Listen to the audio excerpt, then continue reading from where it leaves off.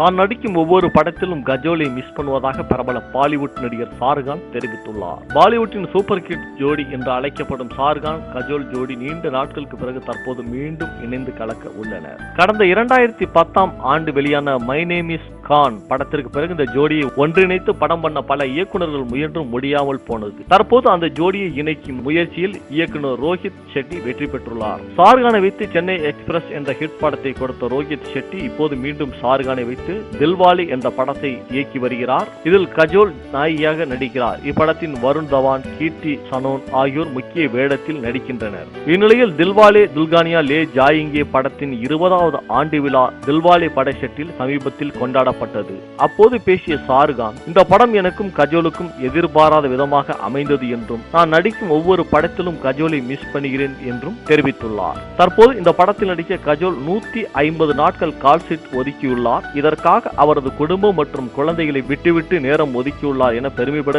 தெரிவித்தார் ஷாருக்கான். நீண்ட இடைவெளிக்கு பிறகு கஜோலும் ஷாருக்கும் ஜோடி சேர்ந்திருக்கும் தில்வாலே திரைப்படம் எதிர்வரும் டிசம்பர் மாதம் 18ஆம் தேதி திரைக்கு வெளிவர உள்ளது குறிப்பிடத்தக்கது.